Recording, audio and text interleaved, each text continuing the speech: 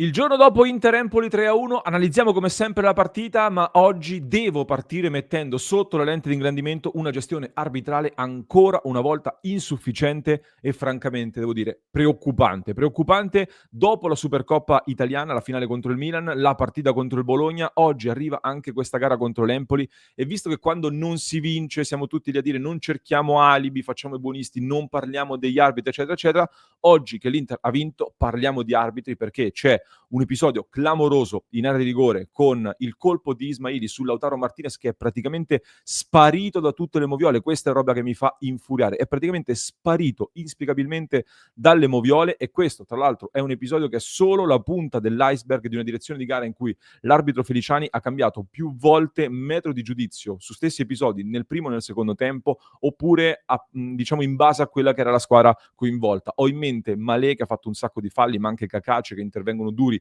soprattutto su Taremi, anche su Pavard. Pavard riceve un contrasto che è identico a quello che Aslani fa su Malé, ad Aslani viene fischiato, su Pavard no, ma in generale è stata una partita in cui se tu affronti un avversario che si chiude tutto dietro a protezione dell'area, che picchia e non viene nemmeno punito o richiamato, è ovvio che la partita si innervosisce e si complica. Già per questo secondo me Feliciani va bocciato, ma soprattutto questo episodio che condivido con Lautaro Martinez che riceve questo colpo da Ismaili, siamo all'8° minuto, ovviamente punteggio di 0-0, quindi un rigore qua pesa tantissimo sulla partita, la puoi sbloccare, la puoi aprire maggiormente, magari ti risparmi anche tante energie in vista delle prossime partite. È vero che Viti arriva prima di tutti e prende il pallone, ma qua Lautaro va a calciare Ismaili con quel piede, va a colpire pienamente Lautaro Martinez. In diretta ci hanno fornito purtroppo solo 2 replay, mi sembra, molto rapidi, da cui si vede molto molto poco. Marelli a DAZN subito ha derubricato tutto a normale contatto di gioco, nessuno ne è più parlato, nessuna trasmissione, niente polemica come invece dobbiamo fare tante altre volte. Ora, sappiamo bene che l'Inter porta avanti questa politica del non parlare degli arbitri, l'Inter non solleva polveroni, io però francamente sono stufo di vedere gli altri che stanno traendo dei vantaggi da questo loro alzare la voce e sollevare polveroni, noi rimaniamo in silenzio anche di fronte ad arbitraggi che non parlo di malafede, non parlo di arbitro mandato per penalizzare l'Inter, non parlo di queste dietrologie qua o di retropensieri, anzi per citare qualcun altro, però è stata una direzione di gara, proprio nella gestione dei falli, nel modo di dirigere appunto l'incontro, che mi ha molto ricordato le vecchie partite che guardavo quando ero piccolo, inizio anni 2000 o giù di lì. Quindi, prima di portarvi alcuni spunti dal campo, che ci sono, parliamo di questa vicenda arbitrale. Vi porto anche 2 curiosità che vi invito a tenere d'occhio, se volete fatela anche girare. Quindi ben ritrovati amiche e amici passioni interisti in questo nuovo episodio di oggi. Se non l'avete ancora fatto, mi piace, soprattutto iscrizione al canale per continuare a far crescere il nostro progetto, ma soprattutto se volete supportarci, entrare a far parte della nostra grande community, abbiamo una grande novità che abbiamo lanciato a grande richiesta. Ci avete chiesto in tanti la possibilità di introdurre gli abbonamenti mensili al club di Passione Inter da adesso, quindi tutti i tifosi hanno la possibilità di diventare soci senza prendersi un impegno più lungo, ma entrando appunto con il nuovo abbonamento mensile nella nostra community esclusiva interista con interisti da tutto il mondo. Trovate il link in descrizione per accedere al club anche con la nuova formula dell'abbonamento mensile. Parliamo di questa partita, parliamo come detto di questo episodio che non è stato analizzato né ad Open VAR, non è stato analizzato a Pressing nel club di Sky e altre trasmissioni, quindi sono andato a vedere sui siti in giro, i principali siti generalisti, qualcuno non ne parla, qualcuno parla di un episodio normale contrasto, hanno praticamente riportato quello che dice Marelli senza fare una loro ricerca, una loro opinione. Sui quotidiani sono clamorosamente sorpreso perché leggendo i quotidiani stamattina Gazzetta chiaramente ridimensiona tutto. Tutto sport, ragazzi, con Calvarese non ne parliamo nemmeno, praticamente ripete quello che dice Marelli, ma Feliciani valuta bene in area di rigore, dice Calvarese. Sono clamorosamente sorpreso perché l'unico a sottolineare il clamoroso errore dell'arbitro è il Corriere dello Sport, che invece dice che era un rigore netto e Corriere dello Sport questa volta chapeau, ecco, per aver riconosciuta questa cosa. Io ora agli esperti chiedo una cosa molto semplice: qual è la differenza tra questo, Ismaili e Lautaro Martinez, e questo, Di Marco e Bonaventura? Io vorrei sapere qual è la differenza tra questi 2 episodi, Di Marco Bonaventura a Firenze e Ismaili Lautaro Martinez. Lo chiedo perché su Di Marco si è parlato di intervento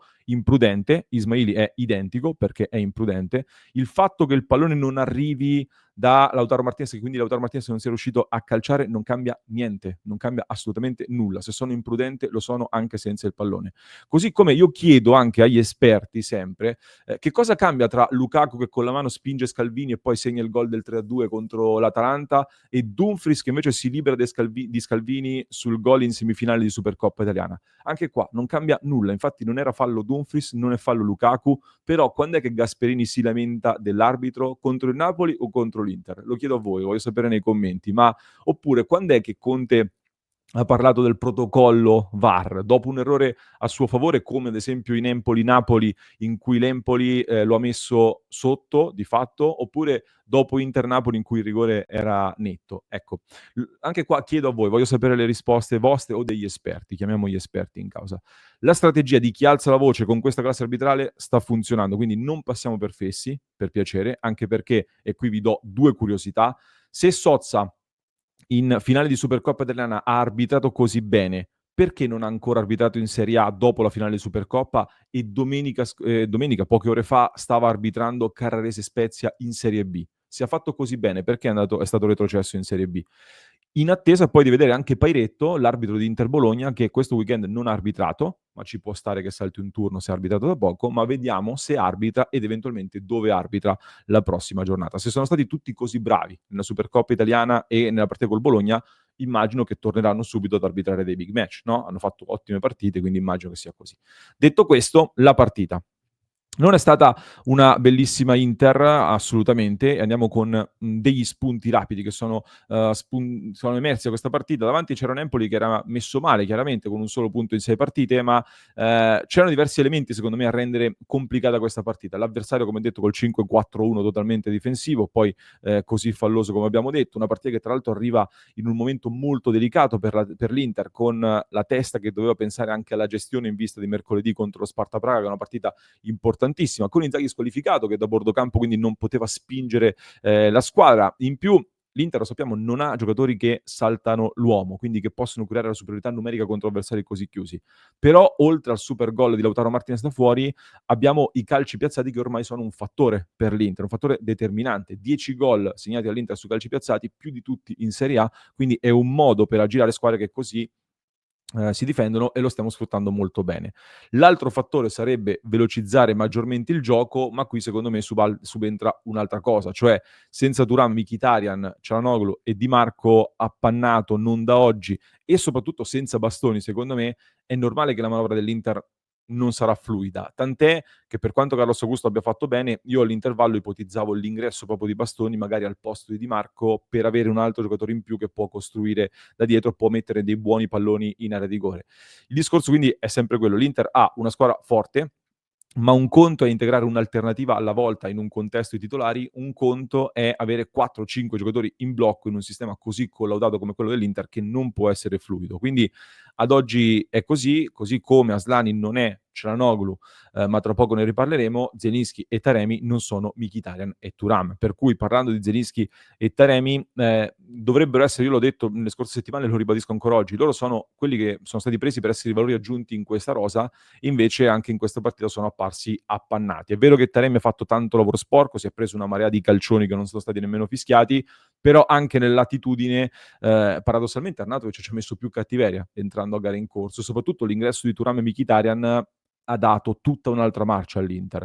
È vero che Thuram e Mkhitaryan sono entrati al 69esimo, quindi con le squadre un po' più stanche, l'Inter in vantaggio, quindi sono stati avvantaggiati, assolutamente sì, ma anche Taremi e Zelinski hanno giocato 15 minuti con l'Inter in vantaggio e non è che abbiano cambiato molto rispetto a prima. E c'è proprio un episodio per me molto significativo. Appena entrano Mkhitaryan e Thuram, prima occasione che viene creata dall'Inter è proprio tra loro due che combinano molto bene, poi Mkhitaryan non riesce a calciare, però hanno creato subito un pericolo.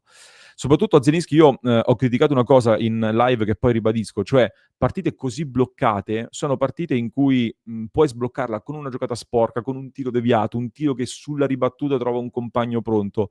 Non a caso il primo gol dell'Inter arriva con un gran tiro di Lautaro Martinez. Ecco, Zelinski che il tiro ce l'ha e le qualità ce le ha, io mi aspetto che almeno al tiro provi ad andare. Poi non è detto che segna, però almeno provaci, invece ancora no. Detto questo, partita non convincente, ma l'Inter deve insistere su Taremi e Zelinski perché saranno importanti. Aslani, poi Dicevo, Asllani ha dato una buona risposta. Mi è piaciuto molto come Farris lo ha protetto a fine partita nell'intervista, anche Lautaro Martinez che poi lo ha anche abbracciato durante l'intervista. Se non l'avete visto vi consiglio di andare a recuperare l'intervista di Lautaro Asllani post gara perché per me si vede molto l'importanza di Lautaro in questo spogliatoio, dentro questa intervista. Su Asllani vi do un paio di dati che mi sono appuntato, eccoli qua. Asllani che per chilometri percorsi ha fatto una partita alla Brozovic, 12,4 chilometri percorsi, più di tutti in questa partita. 5 palloni recuperati, il migliore dell'Inter con Barella, 5 palloni recuperati, sì, e 105 palloni giocati, anche qua più di tutti gli altri in partita. È partito subito voglioso, mi ha dato proprio l'idea anche più rapido del solito nel giocare il pallone. Ha trovato un paio di buone combinazioni anche con quasi un rigore richiesto che però non c'era. Ha battuto molto meglio i calci piazzati che l'altra volta gli avevamo criticato.